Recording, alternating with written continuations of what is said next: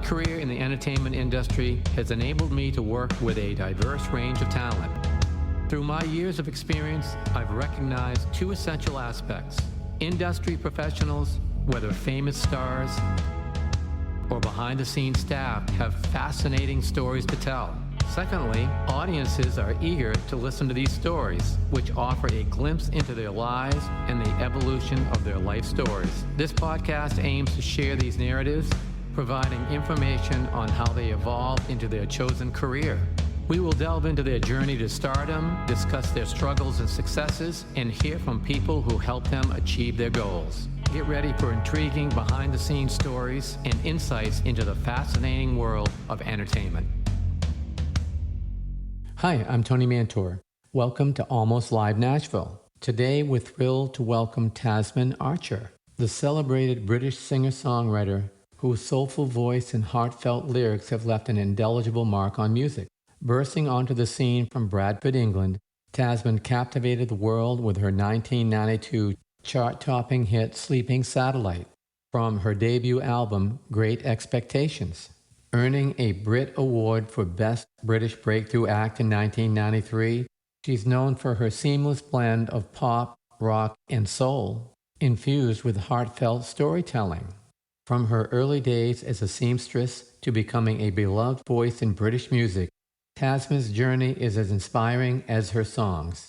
Today, she's here to share reflections on her remarkable career and offer a glimpse into what's next on her inspiring journey. So before we dive into our episode, we'll be right back with an uninterrupted show right after a word from our sponsors. Thanks for coming on.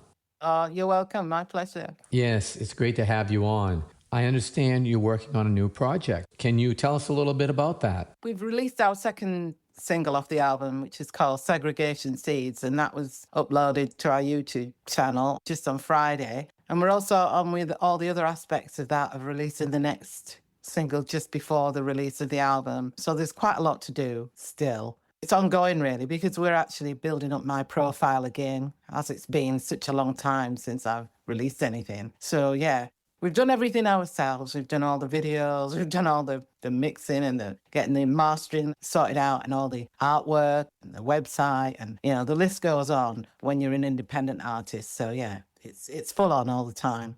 That's a lot of work. I have an independent label here in Nashville, and I completely understand. Yeah. I really appreciate what you're doing because that sure is a lot of work. It is. You've got to learn a lot of the things, how it's done and how you proceed to actually get onto certain platforms or even input your own music to the right places and things like that, which we did on our last independent release, which was back in 2006. But it's a lot more, I mean, there's a lot more going on now, a lot more opportunities and some more platforms. And so, yeah, it's full on, yeah. Yeah, that's a lot of work. It's changed a lot in the last 10 years, even the last 5 years. Yeah. There are just so many things that you can do to put your music out there to get an audience for it. That's right. Like I say, I mean, I've been away for a while, so we're not expecting like #1 hits in the Billboard charts and things like that. If that happened, that's great. That's icing on the cake. Yeah, absolutely. But realistically, I mean, we're looking at it as building up, you know, the profile again and getting things moving that way. Yeah, that's great. Now, being away, what was the fuel that ignited the flame to get started again? Yeah, I think we found that a little bit too, I don't know. It wasn't the greatest experience, let's put it that way. It was tough going. It was a very steep learning curve for us, even recording in such a small setup that we have in our own personal studio, to get a quality that was just at least touching on the same sort of quality you get in a plushed out sort of studio with all the sort of amenities and all the expertise that goes with that as well. So we did a lot of learning. And throughout that time, after that experience, we still didn't give up writing, but actually our priorities had changed a little bit, our life priorities. And we were looking at other areas of music and perhaps putting our music in sync and other media. At that time, we thought, well, we'd come to the conclusion, it was a reluctant conclusion, that we thought we weren't going to release any more Tasman Archer music. So, what changed your mind? It was only during the pandemic that we kind of like changed our minds because we had a lot of time to reflect on things, and there was a lot of space for us to consider what we wanted to do with the music that we'd been accumulating over those many, many years. Because we'd looked and we'd found hundreds and hundreds of songs that were in various stages of completion. And a lot of them were really, really good. And we thought, well, why not just finish it just to satisfy our muse, really? We didn't put any pressure on ourselves, and we weren't thinking, well, we're going to release these. And even if we thought that at the back of our mind, we weren't going to go full blown with anything. Maybe we'd just throw something up and let people listen. That makes perfect sense, and it's a great plan. What happened next? So it kind of developed from there. We got the, I don't know, we got the feel of the vibe at that time that we felt we had a lot to say about things. I mean, at that time, over the years that have gone by, we've all gone through some pretty bad things during that time period. And I think it was just too much for us. We were kind of bubbling up with a lot of different ideas and things that we had to say, and we do it through music. So all of that combined together, that's what gave us the impetus to go forward. Yeah, that makes perfect sense. Plus, music is a very powerful tool. Yeah. You can listen to a song and go a couple of years back, or you can listen to a song and go 20 or 30 or 40 years back. Powerful. Yeah. Not many other things can do that. I think it's great that you took your time to do it the way that you wanted to do it. It must have felt really good. You're not putting any pressure on yourself. You're just doing it the way that you want to do it. You're not doing it with any great expectations. You're just doing it because you want to. And then when people start hearing it and liking it, that's just the beauty of it. Yeah. I mean, during that time period that when we did set the plan to kind of complete, at least we looked at completing 30 out of the many hundreds that we had. And we thought that we'd pick and choose out of those, which would work out to be albums or even EPs or wherever. Yeah, that's how we came about choosing the songs for A Cauldron of Random Notes, was from that batch of 30 that we'd actually fully completed. They're in the pipeline now, so we're actually going to be releasing music in quicker succession than what we used to do. So, yeah, there's no massive gap. Absolutely, because if you roll it back to the 50s, 60s, 70s, 80s, there was a certain protocol that the major labels would go by to release to radio. Yeah. Now you can pretty much do what you want to do when you want to do it. After being away from recording like you were for several years, how did it feel? What were the emotions that you thought you might have and those that you did have of getting back into the studio to record your own material again? I think when you haven't been doing it for a while, I think you feel like you're a newborn again. You feel like it's the first time that you've ever even been in a studio or stood behind a microphone. And I used to get like real microphone fear for a little while there, and I'd be singing away off mic brilliantly. And it's always been that way with me in the past as well. So I didn't expect to be, I think actually I did expect it to be different. I thought, well, I'm a bit of a veteran now. I know what I'm doing, blah, blah. And I still kind of felt that hesitation of whether it'd be good or not. I kind of had to get through that feeling and just forget everything and just channel what was coming out and stop trying to analyze things so much. So, and also when you're doing it in an environment that we've set up, you want to get the best sound quality you possibly get. So occasionally maybe you'd hear a plane going over, so you'd stop, you'd have to do another take. And then conjure it up to get the best performance you can. So you're dealing with a lot of, I wouldn't say restraints, but you're dealing with a lot of difficulties that you have to overcome to make sure that the music is really kicking it. It's sounding good. Sure, I get that completely. It has to be the best it can be. Are you planning on performing soon? No, at the moment, like I said, because we're on a roll with everything and everything's in line and we've got like our things coming through the pipeline. We don't want to kind of like stop in the middle of that and then rehearse and go and do a gig and then the whole momentum's lost. So we want to really try and make sure that we find that gap, that suitable gap between making music, and we've also got music that was still ongoing with Compounder, in the pile of the other stuff that we're going to be looking at and complete. So we have to find the perfect spot, if you like, to be able to take time away and then do something that we feel is going to work well with the material that we've got, the kind of setup that we'll have, what kind of instrumentation, what setup it's going to be. So all of that has to be really considered before we even go out and do any live music. I'd like to do that because I went to see a really great artist a couple of months back, Joseph Arthur, and he just does it with the pedals and things. And it was just so amazing. I mean, it just brought it back then. And I felt the spark again to be able to maybe, oh, I could see myself doing it again now. Yeah. So it was inspiring to see somebody do it in that way. Yeah. Yeah, that's good. I think you're really doing it the correct way by not pushing yourself to get out there too soon. No. Then when you finish your CD, you've got the satisfaction of thinking that you did it exactly the way that you wanted to do it. Yeah. Then that next step can be performing if you want to, because there is nothing that says there's any way that you have to do this as long as you're happy with what you're doing.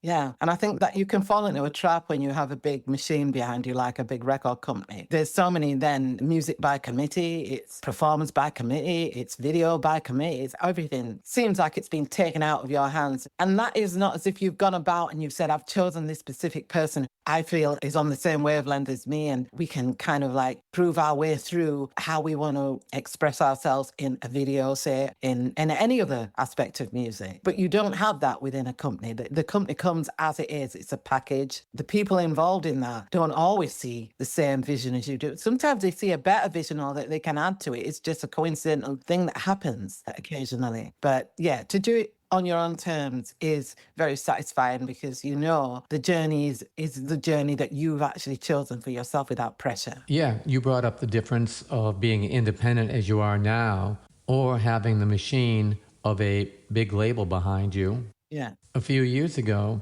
you actually had that major label. You had some hit records out there. You won some awards. I did. So now you reflect back on the hits that you had with that major label.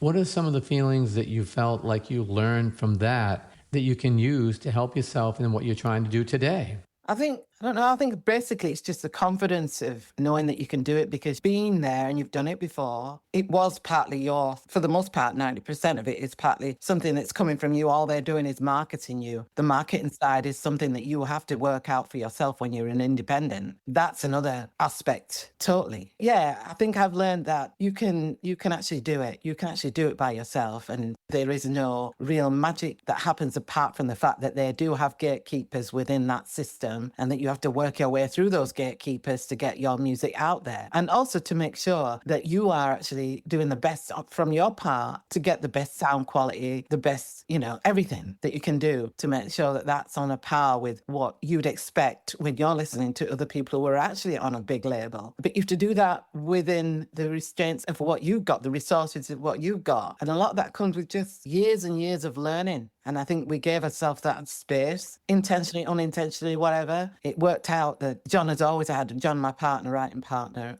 co-writing partner, he's always had that desire to look at the whole thing and to actually do everything properly and not to skimp on things. And if you can't afford to do it in a certain way, then find a way that's equally as good with the resources that you've got. Yeah. Sure, that makes perfect sense. Now, you were on one of the largest record labels in the world, and that was EMI. Yeah. They had the marketing power, they had the purpose to get you out there, and they helped you. And then you wound up going on your own, which a lot of people do. Mm. So by taking time away and just regenerating, when you came back, what was your mindset? How did you feel about the music that you were getting ready to record and put out there?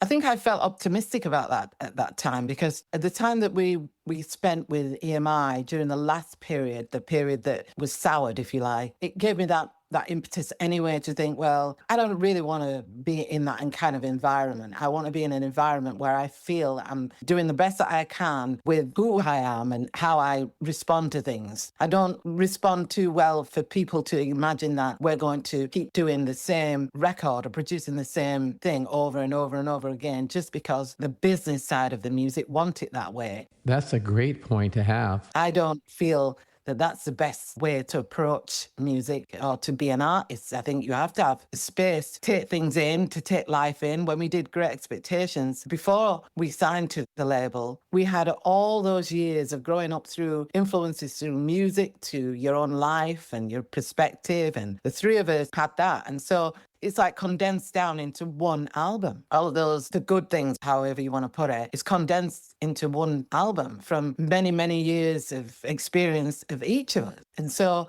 you have to have a bit of a space then to make space within yourself to take other things in. If you're constantly on the move and you're on the road, for me personally, I couldn't write on the road. I have to have a life and do other things. I have to have variety. I have to have, the spice of life to be able to bring out life with it from me. That wasn't happening with being with a big record label. Although when we first were looking to get signed, I always wanted to go with Virgin Music because I had known that their catalogue of the people that they had on their roster, they gave them time to develop. There wasn't a thing, well, okay, well, this wasn't a success, so bye-bye. It wasn't like that. And I knew that at that time, but it wasn't to be. We had more of an interest from EMI, and so that's how it panned out. But when we left all of that, and I was then engaging into going into our own thing, which is independent, setting up our own independent label, and I felt free again. I felt like I'd taken back my own power. Yes, I completely understand that for sure. Now, you was born in Bradford. Yes, I was, yeah. So, growing up there, who were some of your influences that you listened to that ultimately helped you evolve as a singer and, of course, as a songwriter? From a young age, there's always been music that's always been played in our house. And I'm the youngest of four, two older brothers and one older sister. My parents listened to a variety of range of music. It was Nat King Cole to, I don't know, Joe Stafford to anything really, reggae. Even sometimes they'd listen to a lot of pop music they'd like, some of the pop music from Queen and things like that. So my sister was into more funk and soul, more like Marvin Gaye and all that kind of stuff, into the real sort of deep black funk type soul music. And my other brother, the oldest one, he was into Kate Bush and ABBA and things like that. And then my other brother was 1 year and a bit older than me. He was into Sex Pistols and Smiths and some reggae stuff and classical music. He had a wide range of music that he was into. That's a wide range of music, but it's all very good. Yeah, all good, yeah. With all that music around you, from your parents to your brothers to your sister, do you think in the back of your mind that that's kind of what gave you the mindset to create a journey for music in your life? Well, whenever I was listening to music, I was always recording myself afterwards, after I'd listened to it over and over again. I had an album that I had on a little record player that I had, and I had it on repeat. It was by Joe Stafford. Yeah, and she was probably the pop star of the day back in, what is it, the 50s? My mother gave me that album. I just used to play it and play it and play it and fall asleep to it sometimes. And then I'd just kind of like listen again and sing myself and try to make sure that I was honing my voice to sound just as good and breathing in the right places and getting the right quality. I did that with many, many records. Then I'd also make up my own songs and have them on a little tape and put them in a briefcase under my bed so nobody could see them or hear them. And so I was quite shy at that time. Even at school, I was in sort of a choir, the chorus things, because we used to do musicals at school, and I never used to want to be in the front of anything. I didn't want people to notice my voice. In fact, I was a tiny bit shy of anybody hearing my voice. I didn't think that my voice was, I don't know, the typical type of voice. That's how I heard myself. I used to think, well, I like the sound of it, but is it really fitting in with anybody else's voice? If I sing out, is people going to like go, oh my God? Until one day my parents heard me at Christmas and we all had a go singing. How'd that happen? And then what was their response to it? My father bought first tape cassette thing with a microphone, a little flat thing. And so when it came to my turn, I had to do it. So I sung and they were all like flabbergasted. They were like, oh, wow. That kind of gave me a little bit of confidence, knowing that they were very pleased about hearing my voice, although I never sung very much in front of them. And then I joined bands when I left school. Yes, I understand that you did some singing after you got out of school. Did backing vocals for people, and I worked at a recording studio of the guy that I knew from one of the bands, and through that he kind of introduced me to do some backing vocals for local bands in the area in Bradford. There were all types of bands. They were goth type. I think at that time Southern Death Cult were around. They're called the Cult now. Ian Asprey used to come at that studio, and there was quite a few different types of bands, and If they wanted a backing singer and they felt my voice was suitable, then I'd go ahead and do that. Until one day I became the lead singer in a band and just doing like clubs and things like that and covers. Never anything original until later on. And it was always people writing. If it was anything, they would write the song and then just give it to me. And I wasn't very happy about that. I didn't want to be a voice on a stick. That's what I used to say at the time. And until I met John Hughes and John Beck, and they encouraged me to start writing. And then I started writing with them, and that's how it took off. Yeah, that's great. And one of the first songs that you released was Sleeping Satellite, correct? Sleeping Satellite. Yeah. Yeah. Yes, that song did really, really good for you. So I can just imagine that that helped your confidence to grow and know that you could do this. Yeah, it was leading up to that. We actually had Sleeping Satellite on a lot of the demos that we did. Sleeping Satellite and Lords of New Church, and a lot of the songs that were on Great Expectation were on this demo that we sent out to record companies and publishers, and they still didn't hear what we heard. It wasn't until we got a publisher on board, and then that publisher led to us getting a manager, and then between all three of us, we persuaded EMI to sign us. Then they kind of probably got the vibe that we was giving out, that Sleeping Satellite was something special, and a lot of the other tracks too. And eventually we got a really good producer on board, Julian Mendelssohn, and Paul Wickens, who was actually with Paul McCartney and Paul McCartney's band, who came on board to record the songs with us. But he had to leave halfway through because obviously he had other duties elsewhere with Paul McCartney. And then got another guy on board, a really good guy called Peter Kay, who started working alongside Julian Mendelssohn, and we completed the album then. So yeah, it was tough going to build it all up from the start. It is very tough in this business for sure. The good thing is that out of all this recording and everything you went through, you had a #1 song in the UK and around the world. Yeah. The album did well. I think it went top 10. Then you got nominated for the Breakthrough Act, and then you won that. Yeah. That's a really good resume. It is, yeah. We got nominated for an MTV award as well. It was in a different category to normal. It's sort of like an indie type category for best newcomer video or something like that. And it was In Your Care, which I can totally understand because In Your Care is quite gritty and a little bit different as well. So there's a lot of flavours in Great Expectations on that album, which there are on Bloom as well, which we did with Mitchell Froome and Chad Blake. They did a brilliant job with that, in my opinion. Like I say, EMI really loved it at first, and until personnel changed, that was when they sat on it from 1995. Yeah. I've been in this music business for so long, and I've seen so many artists that have gotten hurt by major labels because they sat on things. The good thing is they promoted you, and you got a lot of good things from it. Yeah. And then you was allowed to evolve into this. I am. I'm grateful for that. I don't know how that... I wouldn't have felt that way at the time because I felt a little bit like commodity at the time. I just felt disillusioned by the whole thing. So at that time when we split, to me, it was a relief, and I felt free. Like I said, I just felt free. That's great. You have to feel good about yourself and what you're doing. Now, you're working on your new single. You've already had one out. What's next on the agenda after that?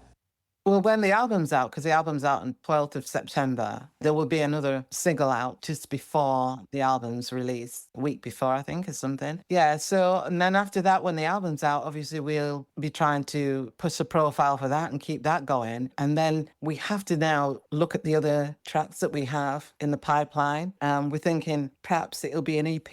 It'll be an EP that'll be released next, and they'll have a lot different flavour to them. There'll be about 4 tracks on the EP. I don't know how many we'll put on. But anyway, I think it'll be a bit more rocky, I think, and they'll have their own flavour. So, yeah. Well, this podcast will be released sometime in October. So by the time it's released, you'll have it all out, and you should be rocking by then. That's great. Yeah. So it sounds like you've got a tremendous plan. Well, we got a good plan. Let's hope we've taken time out to make sure that we're making everything going that's right in the right time at the right, Absolutely. Everything you're doing makes complete sense. Yeah.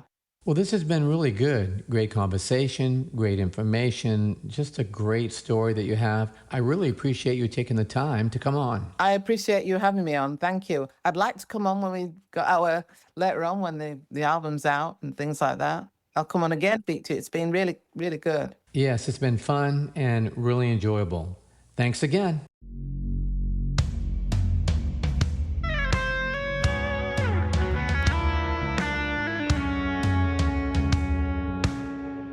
Thanks for joining us today. We hope you enjoyed the show. This has been a Tony Mantor production. For more information, contact media@plateaumusic.com.